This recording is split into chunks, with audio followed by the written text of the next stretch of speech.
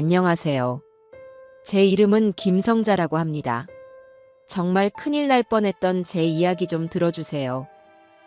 여보세요. 호식이니? 호식이지? 호식아, 너 어디야? 엄마도 당장 도망치세요. 엄마도 위험해요. 남편의 기일이었습니다. 가을볕이 유난히 따가운 날이었죠. 저는 아들 호식이와 함께 산소로 향했습니다. 며느리 우지은은 따라오지 않았어요. 어머니, 어젯밤부터 몸이 좀 안 좋네요. 저는 집에서 쉴게요. 아침상에서 숟가락을 드는 둥 마는 둥 하더니 방으로 들어가 버렸습니다. 저는 아무 대꾸도 하지 않았어요. 오히려 그 편이 마음 편하다고 생각했습니다. 지은이가 따라 나서면 피곤한 일이 한두 가지가 아니었으니까요. 산을 오르려면 편한 신발을 신어야 하는데 지은이는 늘 구두를 고집했습니다. 벌레가 많다고 투덜대고 덥다고 짜증을 냈죠. 남편 기일에 와서까지 그런 모습을 보고 싶지 않았습니다. 차 안은 조용했어요. 호식이는 운전대를 잡은 채 앞만 보고 있었습니다. 호식아. 네, 엄마. 지은이 많이 아프다더냐? 그냥 좀 피곤한가 봐요. 아들의 목소리에 힘이 없었습니다. 요즘 들어 부쩍 어두워진 아들의 얼굴이 마음에 걸렸죠. 사업이 어렵다는 말은 들었지만 저렇게까지 기가 죽어 있을 줄은 몰랐습니다. 힘든 일 있으면 말하거라. 아니에요, 엄마. 별일 없어요. 호식이는 애써 웃어 보였습니다. 저는 더 묻지 않았어요.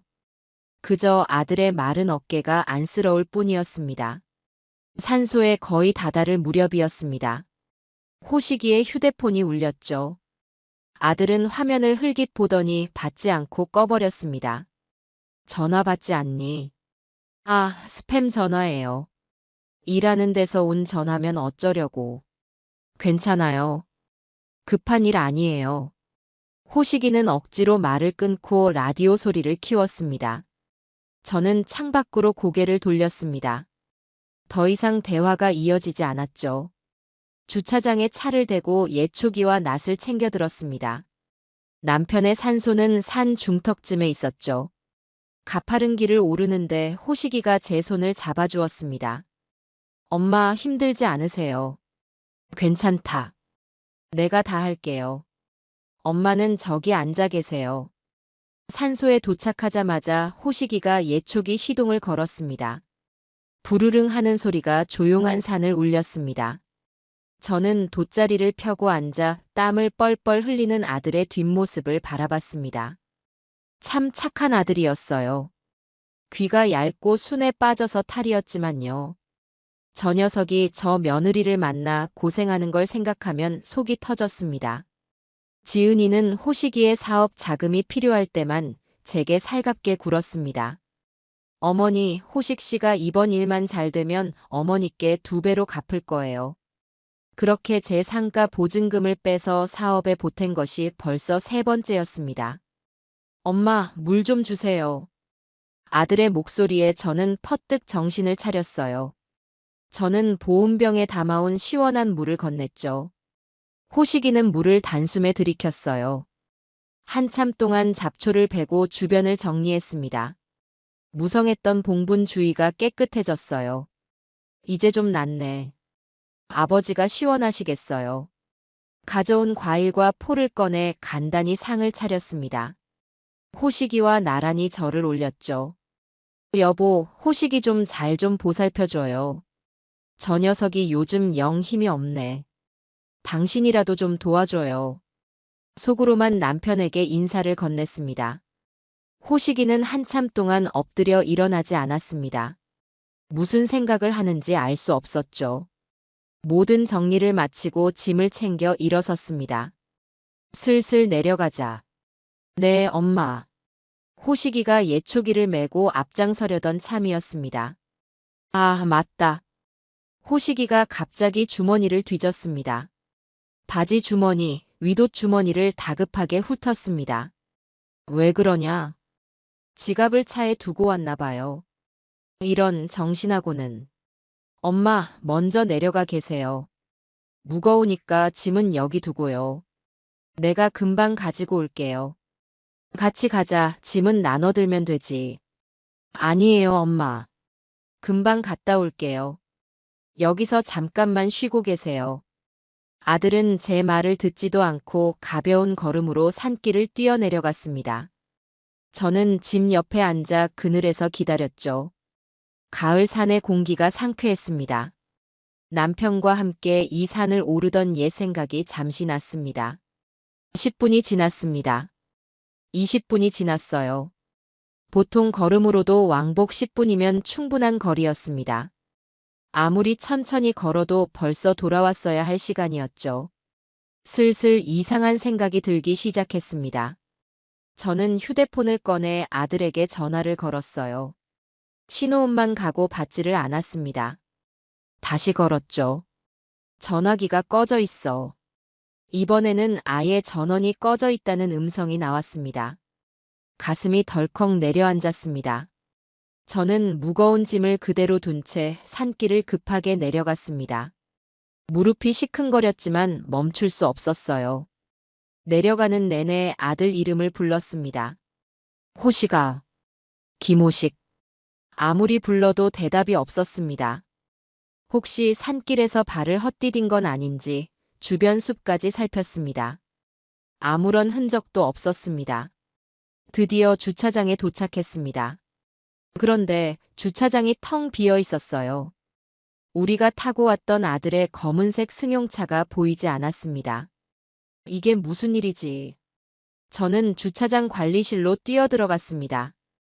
안에는 나이든 관리인 한 분이 라디오를 듣고 있었습니다. 사장님, 혹시 여기 있던 검은색 차 못 봤어요? 웬 차요, 할머니? 아까 우리 아들이 내려왔을 텐데요.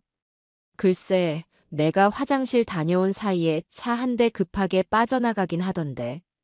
그게 누군지 내가 어찌 알아요? 심장이 미친 듯이 뛰었습니다. 저는 다리가 풀려 그 자리에 주저앉을 뻔했습니다. 정신을 차려야 했습니다. 저는 떨리는 손으로 며느리 지은에게 전화를 걸었습니다.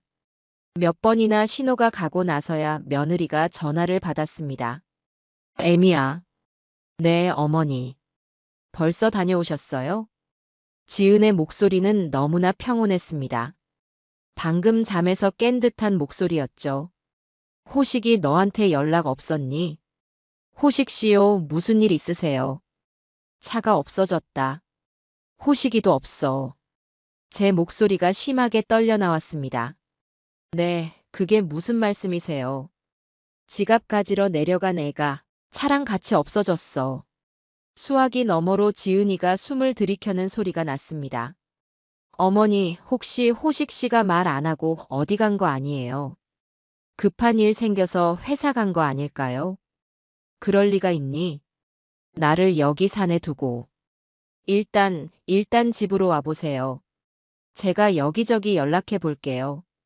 지은은 당황한 기색이었지만 어딘가 이상했습니다. 너무 침착했어요. 보통 남편이 사라졌다고 하면 울고불고 난리가 나야 정상이었습니다. 저는 결국 그 자리에 있던 다른 등산객의 도움을 받아 택시를 불렀습니다. 그리고 집이 아닌 경찰서로 가달라고 했습니다.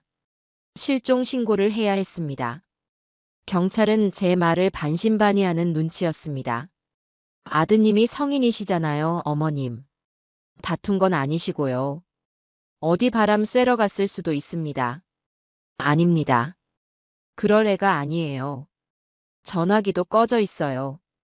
차를 가지고 갔다는 건 본인 의지로 갔을 가능성이 높습니다. 아닙니다. 제발 찾아주세요. 무슨 일이 생긴 게 분명해요. 저는 완강하게 주장했습니다. 경찰은 마지못해 실종 신고를 접수했습니다. 지친 몸을 이끌고 집으로 돌아왔습니다. 지은이가 초조한 얼굴로 저를 맞이했죠. 어머니, 어떻게 됐어요? 호식 씨는요? 경찰에 신고했다. 신고까지 하셨어요. 며느리의 눈이 순간 커졌다가 이내 슬픈 표정을 지었습니다. 세상에, 어떻게. 호식 씨 무슨 일 생긴 거 아니겠죠? 경찰에서는 뭐라고 해요? 별말 없었다. 기다려보라고만 하더구나.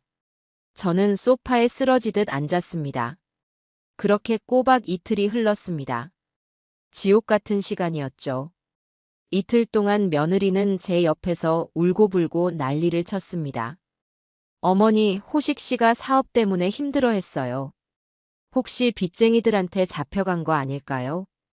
제가 아는 사람들한테 다 연락해봤는데 아무도 호식 씨 소식을 몰라요. 아니면 어디 가서 나쁜 마음 먹은 거면 어떡해요. 지은이는 온갖 불길한 소리를 해댔습니다. 처음에는 며느리의 말을 믿었습니다. 아들이 사업 때문에 빚을 진 건 사실이었으니까요. 하지만 시간이 지날수록 며느리의 행동이 이상했습니다. 분명 울고 있는데 눈물이 한 방울도 나지 않았습니다. 밤에는 제 눈치를 보며 방에서 누군가와 계속 통화를 했습니다. 제가 다가가면 황급히 전화를 끊었죠.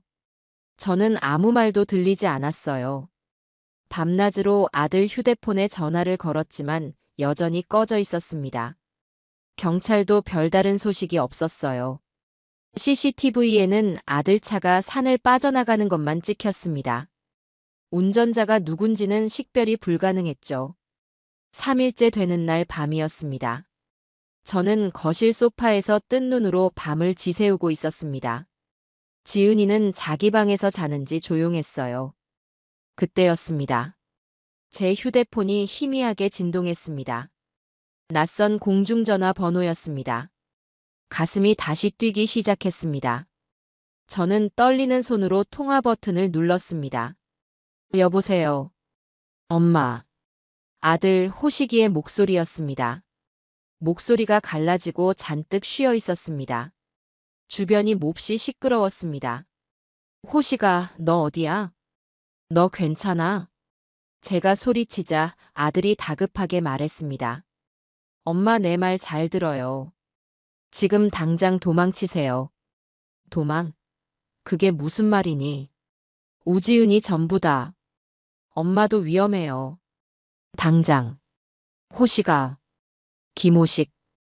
전화가 뚝 끊겼습니다. 뚜뚜. 차가운 신호음만 귓가를 때렸습니다. 저는 그 자리에 얼어붙었습니다. 우지은이 전부다. 엄마도 위험해요. 아들의 마지막 말이 뇌리를 스쳤습니다. 그 순간 며느리 방 쪽에서 작은 달칵 소리가 들렸습니다. 저는 숨을 죽였습니다. 지은이가 방문을 살짝 열고 거실 쪽을 엿보는 것이 느껴졌습니다. 저는 일부러 태연하게 중얼거렸습니다. 누가 장난 전화를 다 하고. 이 밤중에 휴대폰을 소파에 내려놓았습니다. 심장이 터질 것 같았지만 저는 천천히 일어섰습니다. 화장실에 가는 척 복도를 걸었습니다.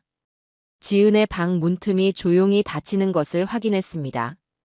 그제야 모든 조각이 맞춰졌습니다. 벌초에 오지 않겠다던 며느리. 너무나 침착했던 며느리. 빚쟁이 이야기를 꺼내던 며느리. 이건 사고가 아니었습니다. 계획된 범행이었습니다. 다음은 제 차례였습니다. 정신이 번쩍 들었습니다. 저는 화장실에 들어가 물을 틀었습니다. 수도꼭지에서 물이 쏟아지는 소리가 요란하게 울렸습니다. 저는 변기 뚜껑을 밟고 일어섰습니다. 화장실의 작은 창문을 열었습니다. 신발을 신을 시간도 없었습니다. 저는 맨발로 잠옷바람으로 화장실 창문을 넘어섰습니다. 화장실 창틀에서 뛰어내렸어요. 쿵 하는 소리와 함께 발바닥에 날카로운 아픔이 전해졌습니다. 새벽의 차가운 공기가 잠옷을 뚫고 들어왔어요. 빌라 1층이라 다행이었습니다. 발바닥을 보니 뾰족한 돌에 긁혀 피가 조금 났습니다. 하지만 아픔을 느낄 새가 없었죠. 정신없이 화단 덤불 뒤로 몸을 숨겼어요. 심장이 입 밖으로 튀어나올 것 같았습니다. 그때였습니다. 익숙한 자동차 엔진 소리가 골목 어귀에서 들려왔습니다. 며느리 지은이의 차였습니다. 저는 덤불 속에서 숨을 죽였습니다. 차가 우리 집 현관 앞에 멈춰 섰습니다. 지은이가 운전석에서 내렸어요. 조수석에서도 낯선 남자가 내렸습니다. 검은 옷을 입은 덩치 큰 남자였죠. 지은이는 차갑고 침착한 얼굴로 남자를 향해 고갯짓을 어머니, 주무세요. 집안을 향해 한 번 부르는 척 하더군요. 대답이 없자 남자가 가방에서 무언가를 꺼냈습니다. 그것은 열쇠공들이 쓰는 도구였습니다. 그들은 제 집의 최신식 도어록을 망가뜨리려는 게 아니었습니다. 아예 통째로 교체하려는 속셈이었죠. 저는 그제야 아들의 경고를 완전히 이해했습니다. 그들은 저를 이 집에 가두거나 아니면 제가 없는 사이 이 집을 차지하려 했던 겁니다. 만약 제가 아들의 전화를 받고도 망설였다면 지금쯤 어떻게 되었을까요? 생각만 해도 등골이 오싹했습니다. 저는 녀석들이 도어록에 집중하는 사이 담벼락 그림자를 따라 골목을 빠져나왔습니다. 맨발이었습니다. 발바닥이 아스팔트에 쓸려 쓰라렸습니다. 하지만 멈출 수 없었어요. 큰 길로 나오자마자 택시를 잡았습니다. 택시 기사가 제 행색을 보고 기겁을 했습니다. 손님, 무슨 일 있으십니까? 발은 왜 그러세요? 집에 가스가 새는 것 같아서요. 너무 급해서 신발도 못 신고 나왔어요. 빨리 좀 가주세요. 저는 50년 지기 친구 영숙이의 아파트 이름을 댔습니다. 기사는 더 묻지 않고 속도를 냈습니다. 100미러로 우리 집 골목이 멀어지는 것을 보았습니다. 저는 그제야 참았던 숨을 몰아쉬었습니다. 눈물이 쏟아질 것 같았지만 지금은 울 때가 아니었습니다. 살아야 했습니다. 아들을 찾아야 했어요. 영숙이네 아파트에 도착한 것은 새벽 4시가 다 되어서였습니다. 저는 경비실을 겨우 통과해 영숙이네 현관문을 두드렸습니다. 한참 만에 잠옷바람에 영숙이가 문을 열었습니다. 제 모습을 보자마자 영숙이의 눈이 동그래졌습니다. 성자야. 너 이게 무슨 꼴이야? 발은 왜 그래 세상에. 저는 영숙이를 붙잡고 그 자리에 주저앉았습니다. 영숙아 나 좀 살려줘. 일단 들어와 어서. 영숙이는 저를 부축해 집 안으로 들였습니다. 따뜻한 거실 바닥을 밟자 온몸의 긴장이 풀리는 듯 했습니다. 영숙이가 따뜻한 물을 가져왔습니다. 무슨 일이야? 호식이나 지은이한테 무슨 일 생겼어? 저는 떨리는 목소리로 지난 3일간의 일을 털어놓았습니다. 아들의 실종, 며느리의 이상한 태도, 방금 전의 전화, 그리고 맨발로 탈출하기까지. 이야기를 듣는 내내 영숙이의 표정이 굳어갔습니다. 그럴 수가. 지은이가 그 착해 보이던 애가. 착한 게 아니었어. 전부 연기였어. 영숙아, 나 무서워. 호식이 어떡해. 진정해, 성자야. 일단 발부터 치료하자. 영숙이는 구급상자를 가져와 제 발의 상처를 소독하고 붕대를 감아주었습니다. 그리고 이거 입어. 영숙이가 자기 옷 중에서 편한 겉옷과 바지를 꺼내주었습니다. 날 밝으면 다시 생각해보자. 일단 여기서 좀 쉬어. 아니, 지금 쉬면 안 돼. 날이 밝으면 개들이 날 찾으러 다닐 거야. 내가 사라진 걸 알면 가만히 있지 않을 거야. 그럼 어떡할 건데? 경찰에 가야지. 아니, 경찰에 가면 안 돼. 왜? 신고해야지. 지은이가 날 치매 환자로 몰고 갈지도 몰라. 아들을 내가 숨겼다고 할지도 모른다고. 호식이가 걔들 손에 있는데. 영숙이는 제 말에 입을 다물었습니다. 사태가 생각보다 훨씬 심각하다는 것을 깨달은 듯 했죠. 성자야, 그럼 일단 너희 집 상황이라도 좀 보자. 너희 집 골목에 CCTV 있지. 경비실에 아는 사람이 있어. 가서 보자. 걔들이 지금 뭘 하는지. 우리는 다시 집을 나섰습니다. 영숙이가 자기 아들 운동화를 신겨주었습니다. 발이 퉁퉁 부어 신발이 겨우 들어갔습니다. 영숙이는 아파트 경비실로 저를 데려갔습니다. 다행히 영숙이와 안면이 있는 경비 반장님이 근무 중이었죠. 반장님, 저기 우리 친구 집 골목 CCTV 좀 볼 수 있을까요? 무슨 일 있으신데요? 집에 도둑이 든 것 같아서요. 경비 반장님은 흔쾌히 모니터를 돌려주었습니다. 우리는 새벽 3시 50분경에 화면을 돌려봤습니다. 선명하게 찍혔습니다. 지은이의 차가 멈춰 서고 낯선 남자가 내렸습니다. 그들은 현관 도어록을 부수는 게 아니었습니다. 가져온 새 도어록으로 아예 교체하고 있었습니다. 작업은 아주 능숙하고 빨랐습니다. 10분도 채 걸리지 않았죠. 그동안 지은이는 팔짱을 낀 채 주변을 망보고 있었습니다. 그 모습이 어찌나 차갑고 무섭던지 제가 알던 며느리가 아니었습니다.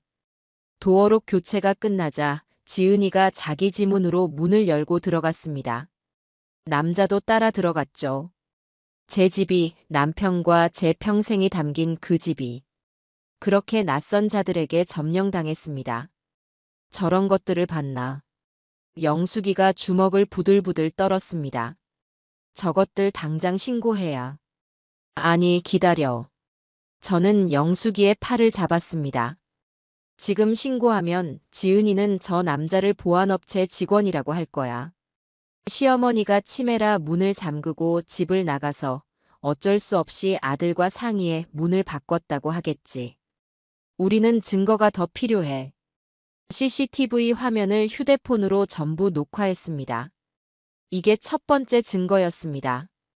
영숙이 집으로 돌아오는 길에 동이 트기 시작했습니다. 저는 평생 처음으로 제 집을 잃었습니다. 그리고 제 아들이 어디에 있는지도 몰랐습니다. 두려움보다 분노가 치밀어 올랐습니다. 그래, 우지은. 너가 얼마나 치밀하게 준비했는지 모르겠지만 이 김성자 그렇게 호락호락하지 않아. 나는 절대 무너지지 않아. 내 아들도 내 재산도 내 집도 내가 다 되찾고 말 겁니다. 영숙이 집에서 뜬 눈으로 아침을 맞았습니다. 영숙이는 아침 일찍 죽을 끓여줬습니다. 성자야, 뭐라도 좀 먹어. 이럴수록 정신 차려야 해. 목이 메어 죽이 넘어가지 않았습니다. 간신히 몇 숟가락 뜨고 있는데 주머니 속 휴대폰이 울렸습니다. 가슴이 철렁 내려앉았죠. 호식이일까봐 급히 확인했지만 발신자는 땡땡은행 김 지점장이었습니다. 제가 수십 년째 거래해온 은행의 VIP 센터 지점장이었습니다. 여보세요, 김성자입니다. 아, 사모님. 이른 아침부터 죄송합니다. 지점장의 목소리가 평소와 달리 조심스러웠습니다. 다름이 아니라 지금 아드님 김호식님과 며느님 우지은님이 센터에 와 계십니다. 온몸에 피가 차갑게 식었습니다. 벌써 은행까지 갔단 말인가. 그런데요. 어머니께서 급히 쓰실 때가 있다고 하셔서 사모님 명의의 정기예금 전액 해지를 요청하셨습니다. 금액이 워낙 크고 평소와 다르셔서요. 본인 확인차 전화드렸습니다. 저는 입술을 깨물었습니다. 그 예금은 제 상가 보증금과 제 노후 자금이었습니다. 제 전 재산이나 다름없었죠. 지점장님. 네, 사모님. 제가 그런 요청한 적 없습니다. 네, 무슨 말씀이신지. 수화기 너머로 지점장이 당황하는 기색이 역력했습니다. 지금 제 아들, 제정신이 아닐 겁니다. 며느리 우지은이 시키는 대로 하는 걸 거예요. 절대로 단 10원도 내주시면 안 됩니다. 사모님, 하지만 어머님 위임장과 인감증명서까지 다 가져오셨는데요.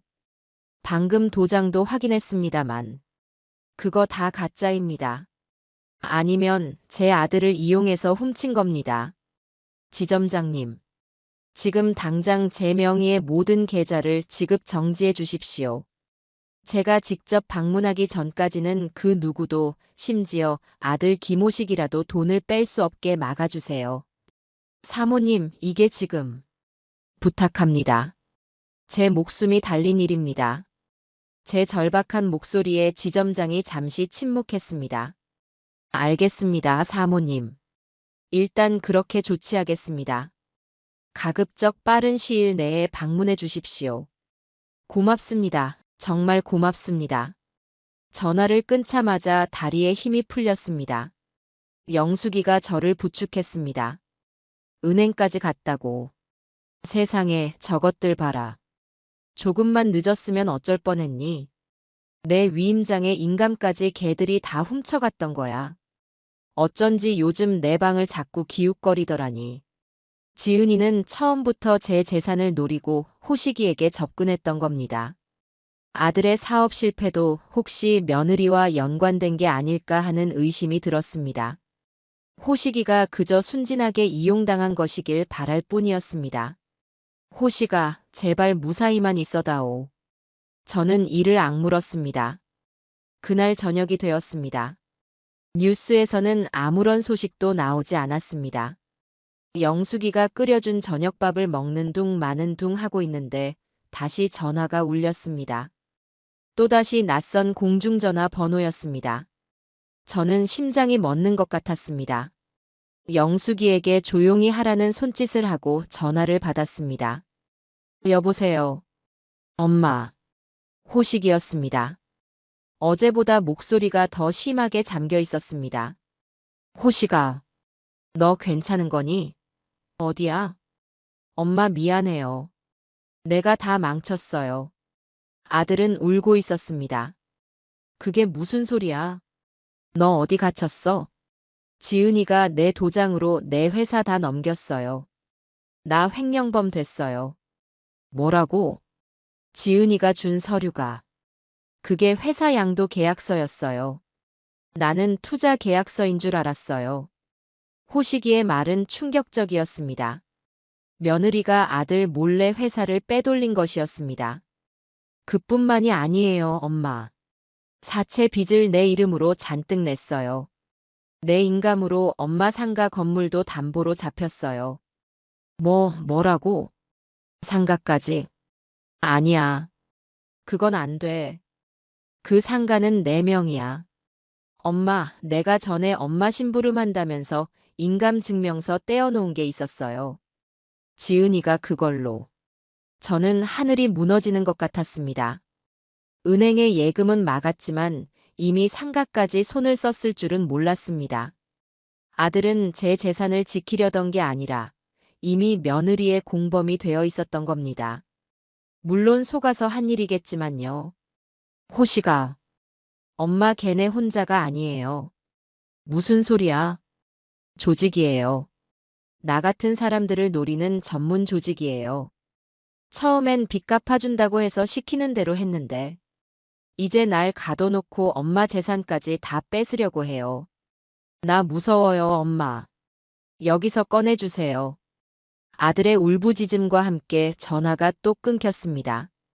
저는 휴대폰을 쥔 채 그 자리에 망연자실했습니다. 영숙이가 제 어깨를 잡았습니다. 성자야, 정신 차려. 이게 다 무슨 소리야? 상가가 넘어갔대. 호식이가 빚 때문에. 내 아들이 나한테. 눈물이 앞을 가렸습니다. 하지만 지금 무너질 수는 없었습니다. 이건 단순한 가족 간의 갈등이나 재산 다툼이 아니었습니다. 며느리가 아니라 우지은이라는 악마가 이끄는 범죄 조직이었습니다. 그들은 호식이를 인질로 잡고 이미 빼앗을 수 있는 것은 다 빼앗았습니다. 그리고 마지막 남은 제 예금을 노렸던 겁니다. 제가 집에서 도망친 것을 알면 그들은 이제 무슨 짓을 할까요? 호식이를 가만두지 않을 겁니다. 그리고 저를 찾기 위해 혈안이 될 겁니다. 저는 주먹을 꽉 쥐었습니다. 분노가 온몸을 휘감았습니다.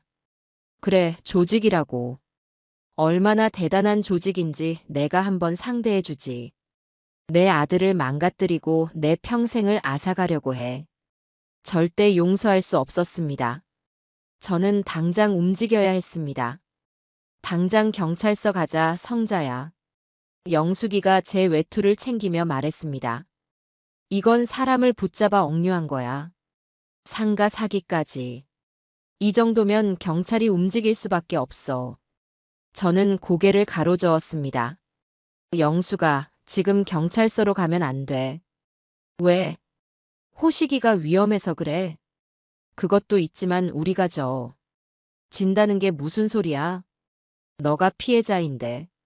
내가 지금 이 꼴로 경찰서에 가서 며느리가 범죄 조직이고 아들을 끌고 갔다고 말하면 경찰이 믿을까? 영숙이는 대답하지 못했습니다. 우지은은 이미 모든 준비를 마쳤을 거야. 경찰이 자기한테 연락하면 눈물 콧물 쏟으면서 이렇게 말하겠지. 우리 어머니가 충격으로 정신이 오락가락하세요. 아들이 사업 실패로 힘드니까 그걸 다 며느리 탓으로 돌리세요. 아들은 지금 충격받아서 요양원에 쉬러 갔는데 그걸 오해하세요? 말도 안 돼. 호식이가 전화했잖아. 그 전화 증거가 될까? 공중전화야. 발신자 추적도 안 돼. 녹음도 못했어. 오히려 며느리는 어머니가 아들 목소리 환청을 듣는다고 몰아붙일 거야. 저는 냉정하게 상황을 판단했습니다. CCTV는 그건 시어머니가 집을 나가서 도어록 바꾼 거라고 둘러대면 그만이야. 은행 전화는 어머니가 노후 자금 주신다고 약속했던 건데 갑자기 변심하셨다고 하겠지. 결정적으로 걔들 손에는 호식이가 있어. 호식이한테 약을 먹여서라도 엄마가 이상해요 한마디만 하게 만들면 나는 재산 뺏길까봐 아들까지 정신병자 만드는 노망난 노인네가 되는 거야. 영숙이는 제 말을 듣고는 얼굴이 하얘졌습니다. 그럼 어떡해? 이대로 당하고만 있어. 아니 법으로 가야 해. 경찰이 아니라 법이 필요해. 우지은이 날 정신적으로 문제 있는 사람으로 만들기 전에 내가 먼저 선수를 쳐야 해. 저는 머릿속으로 아는 사람들을 모두 떠올렸습니다. 제가 믿고 이 일을 맡길 수 있는 사람. 힘이 있고 똑똑하고 며느리의 계략에 넘어가지 않을 사람. 한 사람의 얼굴이 떠올랐습니다. 제 여동생의 딸, 조카 박수진이었습니다. 수진이 그 변호사 된 조카. 그래. 근데 성자야, 너 수진이네랑 연락 끊은 지 10년 넘었잖아. 동생 장례식장에서도 너 문전 박대당했잖아. 영숙이의 말대로였습니다. 제 여동생이 세상을 떠날 때 제부가 저에게 사업 자금을 빌려달라고 매달렸습니다. 저는 호식이 사업에 이미 큰돈이 들어간 터라 거절했습니다. 제부는 그것 때문에 아내가 죽었다며 저를 원망했고 조카 수진이도 제게 등을 돌렸습니다. 그 뒤로 한 번도 연락한 적이 없었죠. 그래도 지금은 수진이밖에 없어. 그 애 아주 냉철하고 똑똑해. 내 편이 되어준다면. 만약 수진이도 너를 원망하고 있으면 어떡해. 그럼 할 수 없지. 하지만 시도는 해봐야 해. 이대로 앉아서 당할 수는 없어. 저는 휴대폰으로 박수진 변호사를 검색했습니다. 서울에서 가장 큰 법무법인 중 한 곳에서 파트너 변호사로 일하고 있었습니다. 저는 로펌의 대표 번호로 전화를 걸었습니다. 박수진 변호사님 연결 부탁합니다. 성함이 어떻게 되시죠? 개인적인 용무입니다. 김성자라고 전해주세요. 한참 동안 연결음이 울렸습니다. 저는 손에 땀이 나는 것을 느꼈습니다. 전화 바꿨습니다. 차갑고 사무적인 목소리. 수진이었습니다. 수진아. 이모. 수진이의 목소리가 순간 흔들리는 것을 느꼈습니다. 무슨 일이시죠? 수진이는 곧바로 냉정을 되찾았습니다. 수진아, 이모가 죽을 위기다. 너 아니면 안 돼. 자세한 이야기는 전화로 할 수 없어. 지금 너가 있는 곳으로 가도 될까? 수화기 너머로 긴 침묵이 흘렀습니다. 저는 마른 침을 삼켰습니다. 주소 보내드릴게요. 30분 안에 오세요. 저 다음 재판 가야 합니다. 전화가 끊겼습니다. 가자, 영숙아. 수진이가 만나주겠대. 영숙이는 아무 말 없이 저를 차에 태웠습니다. 서울 서초동의 거대한 법무법인 건물에 도착했습니다. 로비에서부터 위압감이 느껴졌습니다. 약속된 층으로 올라가자 수진이가 사무실 앞에서 저를 기다리고 있었습니다. 검은색 정장을 입은 수진이는 제 여동생을 빼닮았지만 눈빛은 훨씬 차갑고 강했습니다. 수진이는 제 맨발에 감긴 붕대와 영숙이의 아들 운동화를 신은 제 모습을 힐끗 보았습니다. 아무것도 묻지 않았습니다. 들어오시죠. 수진이의 사무실은 넓고 깨끗했습니다. 영숙이는 문 입구에 서 있었습니다. 이모님은 누구시죠? 내 친구다. 내 사정 다 알아. 변호사 선임 전 상담 내용은 비밀 유지가 원칙입니다. 이모님도 안에 계세요. 수진이는 영숙이에게도 자리를 권했습니다. 저는 자리에 앉자마자 모든 것을 털어놓았습니다. 벌초 날부터 아들의 실종, 며느리의 연기, 은행의 연락, 아들의 두 번째 전화, 그리고 상가가 담보로 잡힌 것까지. CCTV 녹화 영상도 보여주었습니다. 수진이는 단 한 번도 제 말을 끊지 않았습니다. 표정 변화 없이 제 이야기와 영상을 끝까지 지켜봤습니다. 제 이야기가 모두 끝났습니다. 수진이는 한참 동안 창밖을 바라보더니 저를 똑바로 쳐다봤습니다. 이모, 상황이 아주 안 좋습니다. 이건 단순한 사기 사건이 아니에요. 조직적인 범죄입니다. 며느리 우지은은 아마 본명도 아닐 겁니다. 이모 말씀대로 지금 경찰서로 가는 건 바보 같은 행위입니다. 수진이는 정확하게 핵심을 짚었습니다. 놈들이 노리는 건 성년 후견 개시 심판일 겁니다. 이모를 정신적으로 사물을 처리할 능력이 지속적으로 결여된 사람으로 만들려는 거예요. 호식이 오빠를 앞세워서요. 판사가 이모님에게 정신 감정을 명령하는 순간 게임은 끝납니다. 놈들이 매수한 의사가 이모님에게 중증 치매 판정이라도 내리면 이모님은 모든 재산에 대한 권리를 잃고 정신병원에 갇히게 될 겁니다. 그럼 난 어떡해? 아들은 시간 문제입니다. 우리가 먼저 선수를 쳐야 합니다. 이모님의 재산에 그 누구도 손댈 수 없게 원천 봉쇄해야 합니다. 수진이의 눈빛이 얼음장처럼 차가워졌습니다. 아버지 돌아가실 때 이모 많이 원망하셨죠. 그랬지. 저는 아버지랑 다릅니다. 저는 돈 때문에 가족이 망가지는 것도 싫지만 이렇게 대놓고 사기치는 것들은 더 못 봅니다. 수진이가 서류철을 꺼내 들었습니다. 이모, 이 사건 제가 맡겠습니다. 지금 당장 하셔야 할 일이 있습니다. 저는 그제야 희미한 빛을 보았습니다. 수진이는 저를 구해줄 유일한 동아줄이었습니다. 뭐든 하마. 시키는 대로 다 할게. 내 아들 호식이만 구해준다면. 호식이 오빠는 그 대가를 치러야 할 겁니다. 하지만 이모의 재산은 제가 지켜드리죠. 수진이의 단호한 말에 저는 다시 일어설 힘을 얻었습니다. 수진이의 사무실은 거대한 성체 같았습니다. 저는 그곳에서 처음으로 희망을 보았죠. 이모, 지금부터는 속도전입니다. 수진이가 인터폰으로 누군가를 불렀습니다. 곧이어 다부진 인상의 중년 남자가 사무실로 들어왔어요. 황 실장입니다. 인사하세요. 제가 가장 신뢰하는 분입니다. 탐정, 뭐 그런 일 하시는 분이죠. 황 실장이라는 분은 저와 영숙이에게 가볍게 목례를 했습니다. 이모, 황 실장님께는 제가 이미 기본 정보를 공유했습니다. 며느리 우지은, 그리고 아들 김호식 씨의 행방입니다. 황 실장이 입을 열었습니다. 사모님, 며느님 되시는 분의 뒤를 캐는데 시간이 좀 걸렸습니다. 왜요? 그 애가 뭘 숨겼나요?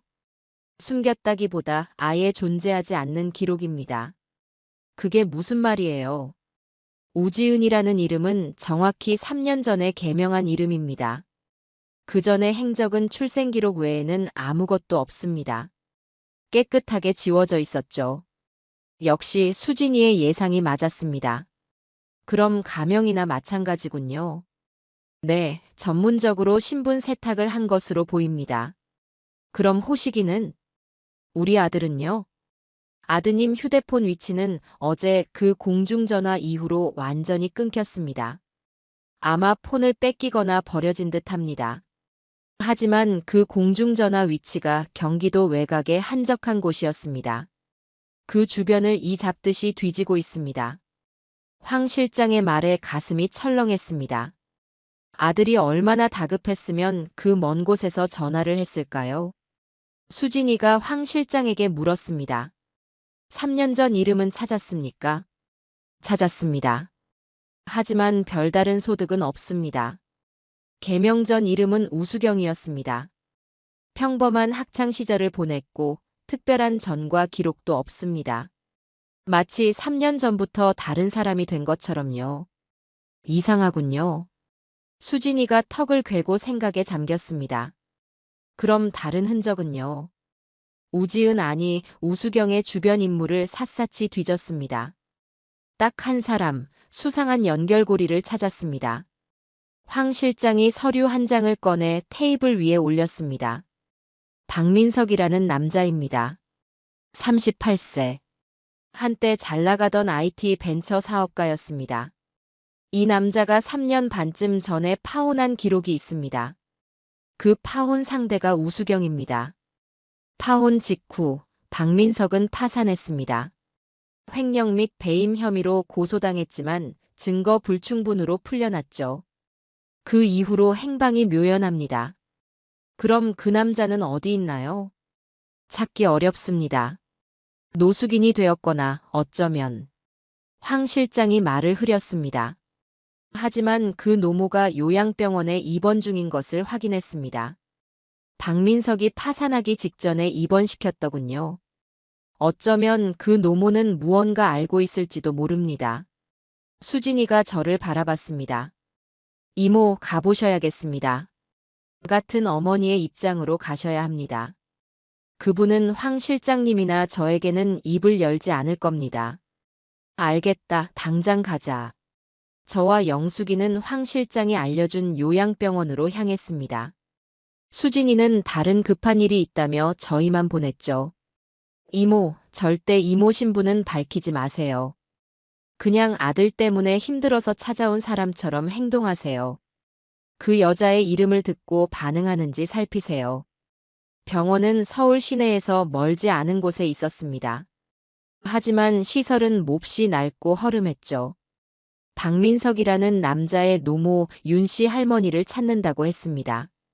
간호사는 우리를 다인실의 한쪽 침대로 안내했습니다. 창가 쪽에 한 할머니가 멍하니 창밖만 내다보고 있었습니다. 너무나 마르고 쇠약해 보였습니다. 할머님. 제가 조심스럽게 불렀습니다. 할머니는 천천히 고개를 돌렸습니다. 초점 없는 눈이 저를 향했습니다. 누구신가?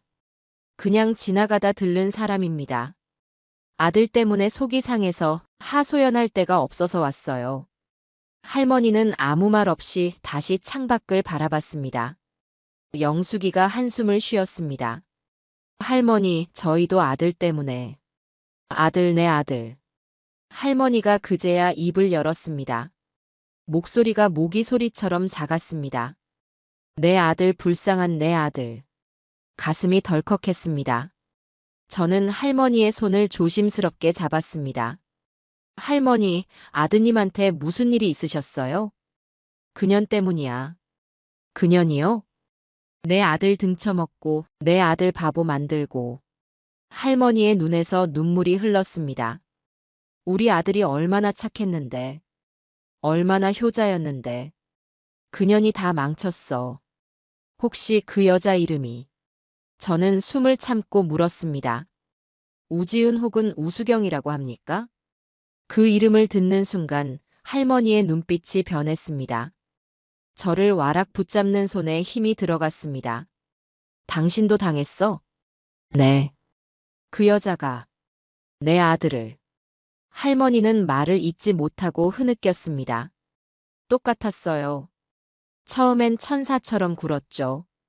간이고 쓸개고 다 빼줄 것처럼. 그러다 우리 아들 회사를 빚더미에 앉혔어요. 아들 도장을 훔쳐서 아들을 횡령범으로 만들었어요. 그리고 가뒀어요. 아들한테 내가 치매라고. 내가 아들 돈을 다 쓴다고. 내 아들은 그 말을 믿었어요. 자기가 무슨 짓을 했는지도 모르고 그 여자가 주는 약을 밥 먹듯이 먹었어요. 정신이 오락가락했죠. 저는 온몸에 소름이 돋았습니다. 제 아들 호식이의 이야기와 똑같았습니다. 지은이는 상습범이었습니다. 이런 식으로 한 가정을 완벽하게 파괴해왔던 겁니다. 할머니, 아드님은 지금 어디 계세요? 몰라, 3년 전에 나 여기 데려다 놓고 그 뒤로 한 번도 안 왔어. 그년이 데려갔겠지. 어디 가서 죽었는지 살았는지도 몰라. 할머니는 제 손을 붙잡고 오열했습니다. 저는 할머니를 차마 똑바로 볼 수 없었습니다. 저 역시 저렇게 될 수 있었습니다. 호식이도 저렇게 사라질 수 있었습니다. 아니, 지금 그러고 있는 중인지도 몰랐습니다. 저는 할머니의 손을 마주 잡았습니다. 할머니, 제가 그 여자 벌받게 할게요. 제가 꼭 잡을게요.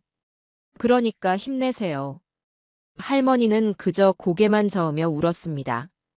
요양병원을 나오는 제 다리가 천근만근 무거웠습니다. 성자야, 그녀는 사람이 아니다. 영숙이도 분노에 치를 떨었습니다. 그래, 사람은 아니지. 하지만 덕분에 확실해졌어. 우지은은 절대 용서하면 안 될 존재라는 걸. 그리고 호식이도 위험하다는 걸. 저는 수진이에게 바로 전화를 걸었습니다. 모든 사실을 전했습니다. 수진이의 목소리는 여느 때보다 차가웠습니다. 알겠습니다, 이모. 이제부턴 한치의 망설임도 없이 진행합니다. 수진이의 사무실로 돌아오자마자 수진이는 두꺼운 서류 뭉치를 내밀었습니다. 이모, 지금부터 제가 하는 말을 잘 들으셔야 합니다. 수진이의 얼굴은 비장하기까지 했습니다. 우지은이 노리는 건 이모님의 재산입니다. 그걸 막지 못하면 아무도도 구할 수 없습니다. 알고 있다. 은행 예금은 막아놨잖니. 부족합니다, 이모님. 상가 건물은 이미 놈들 손에 담보로 잡혔습니다. 지금은 예금이지만 놈들은 어떻게든 이모님을 무너뜨릴 겁니다. 아까 말씀드린 성년후 견계시 심판을 청구할 거예요. 이모님을 법적으로 판단 능력이 부족한 사람으로 만들 겁니다. 그럼 내가 어떻게 해야 하니? 수진이는 서류의 첫 장을 가리켰습니다. 자산 신탁 계약서라고 적혀 있었습니다. 신탁 그게 뭐냐? 이모님의 모든 재산을 신탁회사에 맡기는 겁니다. 이모님의 전 재산, 예금, 부동산, 그리고 그 상가 건물까지 전부요. 그걸 왜 맡겨? 그건 내 건데. 이모, 잘 들으세요. 지금 이모님은 김성자 개인이지만 이 계약이 성사되면 이모님의 재산은 김성자 패밀리 신탁이라는 법적인 보호막 안으로 들어갑니다. 수익자는 이모님과 호식이 오빠로 지정할 겁니다. 하지만 수진이가 다음 장을 넘겼습니다. 관리 및 처분 권한은, 즉 돈을 빼거나 재산을 팔 수 있는 권한은 이모님이 아니라 신탁사와 제가 공동으로 갖게 됩니다. 저는 눈을 크게 떴습니다. 그럼 나도 내 돈을 마음대로 못 쓴다는 말이니? 네, 저와 신탁사의 공동 승인 없이는요. 그건 나도 믿지 못하겠다는 거냐? 반대입니다, 이모. 이모님을 완벽하게 보호하기 위한 조치입니다. 만약 놈들이 이모님을 협박해서 도장을 찍게 한다 해도 소용없습니다. 제 승인이 없으면 무효니까요. 놈들이 호식이 오빠를 협박해도 마찬가지입니다. 심지어 법원에서 이모님에게 판단 능력이 부족하다는 판정을 내려도 이 신탁 재산은 법원조차 함부로 처분할 수 없습니다. 이모님을 위한 완벽한 방패막이가 되는 겁니다. 저는 수진이의 말을 듣고서야 그 의미를 깨달았습니다. 내 모든 재산을 내 손에서 떠나보내야만 역설적으로 내 재산을 지킬 수 있다는 말이었습니다. 이모, 망설일 시간 없습니다. 놈들이 법원에 서류를 접수하기 전에 우리가 먼저 이 신탁을 등기해야 합니다. 알겠다 하자. 하지만 호식이는 어떻게 되니? 호식이 오빠도 수익자에 포함됩니다. 호식이 오빠가 돌아와도 혼자서는 돈을 못 씁니다. 그 아이가 또다시 우지은 같은 여자에게 속아 넘어가는 일을 막는 겁니다. 이건 이모님뿐만 아니라 호식이 오빠도 지키는 길이에요. 저는 더 이상 망설일 이유가 없었습니다. 필요한 서류는 다 가져왔습니다. 여기 서명하시죠. 저는 수진이가 내민 수십 장의 서류에 도장을 찍고 서명했습니다. 제 평생을 바쳐 이룬 모든 것이었습니다. 그것을 조카의 손에 맡기는 순간이었습니다. 영숙 이모님, 증인으로 서명 부탁드립니다. 영숙이도 떨리는 손으로 서명을 했습니다. 이제 은행과 등기소로 가겠습니다. 수진이는 곧바로 저희를 데리고 은행의 신탁부로 향했습니다. 은행 지점장은 수진이가 내민 서류들을 보고 놀라는 눈치였지만 변호사와 함께 온 저를 보고 군말 없이 업무를 처리했습니다. 제 모든 예금 통장이 해지되고 김성자 패밀리 신탁 명의의 새 통장으로 이전되었습니다. 곧바로 등기소로 향했습니다. 담보로 잡혔다는 상가 건물. 이모, 걱정 마세요. 놈들이 담보로 잡았어도 그건 불법 사문서 위조입니다. 신탁 등기를 먼저 완료하면 놈들이 그 담보를 실행할 수 없습니다. 우리가 소송에서 이길 수 있어요. 모든 서류 접수가 끝났습니다. 등기소 밖으로 나오자 해가 뉘엿뉘엿 지고 있었습니다. 온몸에 힘이 빠졌습니다. 이모, 이제 이모님은 빈털터리입니다. 수진이가 옅은 미소를 지으며 말했습니다. 하지만 가장 강력한 방패를 얻으신 겁니다. 이제 놈들은 아무것도 가져갈 수 없습니다. 돈줄이 막힌 놈들은 초조해지기 시작할 겁니다. 저는 텅 빈 주머니를 만져보았습니다. 이상하게도 마음이 편안했습니다. 첫 번째 반격이 시작된 것입니다. 영숙이 집으로 돌아왔습니다. 수진이는 며칠간은 절대 밖에 나가지 말라고 신신당부했습니다. 영숙이가 저녁상을 차려주었습니다. 성자야, 이제 한숨 돌리겠다. 아니, 이제 시작이야. 돈을 못 뺏어간 걸 알면 걔들이 호식이한테 무슨 짓을 할지 몰라. 그럼 어떡해? 기다려야지, 놈들이 먼저 움직이게. 저는 굳은 얼굴로 밥을 씹었습니다. 며칠 동안은 아무 연락도 없었습니다. 지은이도 아들도. 폭풍 전의 고요함처럼 불안했습니다. 황 실장도 아들의 행방을 찾지 못하고 있었습니다. 그렇게 사흘째 되는 날이었습니다. 제 휴대폰이 띠링 울렸습니다. 모르는 번호로 온 문자 메시지였습니다. 문자를 확인하는 순간 제 심장이 멎는 듯 했습니다. 며느리 우지은이었습니다. 어머니, 어디 계세요? 호식 씨가 많이 아파요. 어머니를 찾아요. 저는 휴대폰을 든 채 굳어버렸습니다. 영수가 문자 왔어. 영숙이가 달려와 제 휴대폰을 들여다봤습니다. 인연이 이제 와서. 뻔뻔하게 호식이 핑계를 대네. 저는 수진이에게 곧바로 전화를 걸어 문자 내용을 읽어주었습니다. 수진이는 아주 침착했습니다. 예상대로입니다, 이모. 놈들이 은행에 갔던 겁니다. 신탁으로 모든 게 묶인 걸 확인한 거죠. 돈줄이 막히니까 바로 호식이 오빠를 미끼로 쓰는 겁니다. 그럼 호식이가 정말 아픈 걸까? 거짓말일 겁니다. 이모님을 밖으로 끌어내려는 수작이죠. 절대 답장하지 마세요. 움직이지도 마세요. 하지만 이모, 놈들이 초조해졌다는 증거입니다. 우리가 이기고 있는 거예요. 수진이의 말에 애써 마음을 다잡았습니다. 하지만 아들이 아프다는 말에 가슴이 찢어지는 것 같았습니다. 그날 밤 두 번째 문자가 왔습니다. 어머니, 제발 전화 좀 받으세요. 호식 씨가 이상해요. 자꾸 헛소리를 해요. 이러다 정말 큰일 나겠어요. 병원비가 필요해요. 병원비. 결국은 돈 이야기였습니다.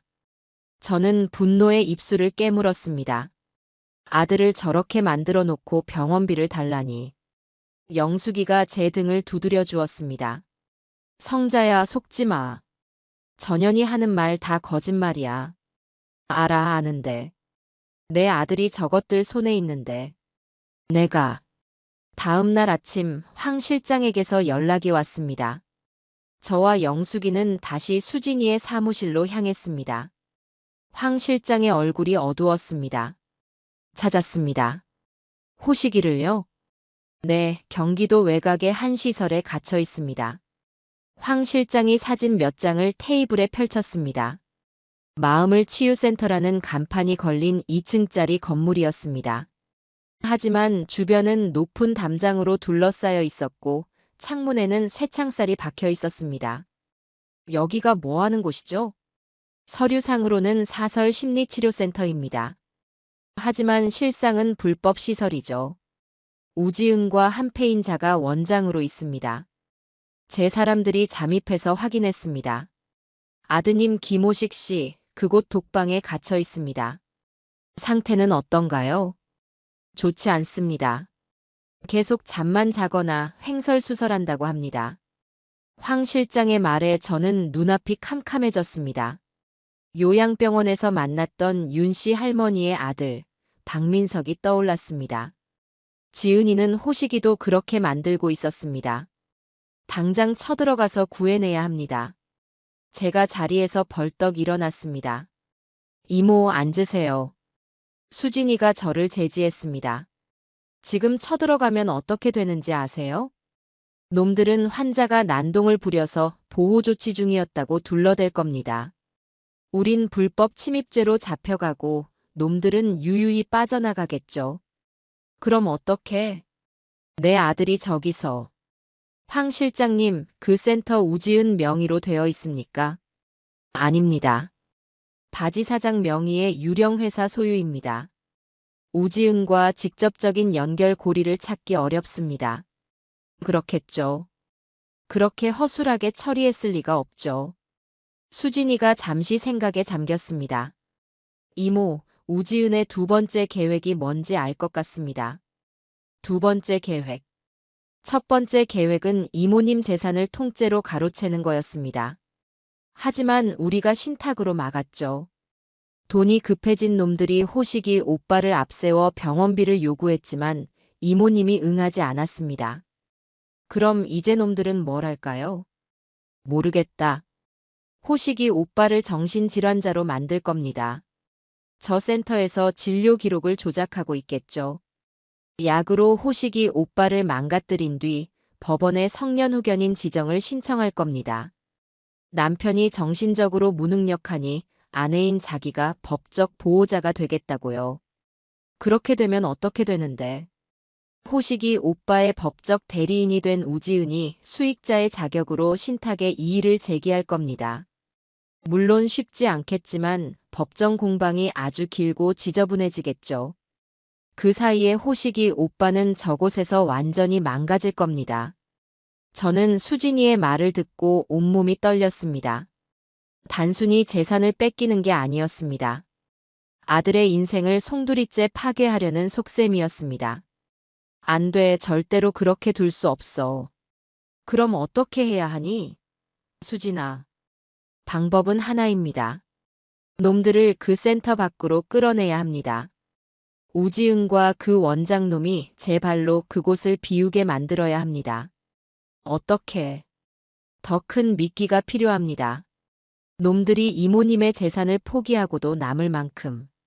아주 달콤하고 아주 위험한 미끼 말입니다. 수진이의 눈이 번뜩였습니다.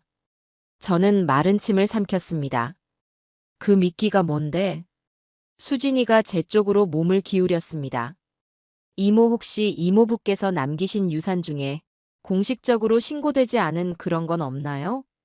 예를 들면 금괴 같은 거요. 저는 수진이의 말을 즉각 이해했습니다. 없다, 그런 거. 알아요. 그러니까 지금부터 만드는 겁니다. 이 작전에는 이모님의 오랜 친구, 영숙 아주머니의 역할이 중요합니다. 내가 뭘 하면 되는데? 영숙이가 긴장한 얼굴로 물었습니다. 소문을 내주셔야 합니다. 그냥 소문이 아니라 아주 구체적이고 솔깃한 소문이어야 하죠. 우지은의 귀에 반드시 들어가게요. 수진이는 영숙이에게 정확한 지침을 내렸습니다. 아주머니께서 자주 가시는 미용실, 시장, 그리고 부동산.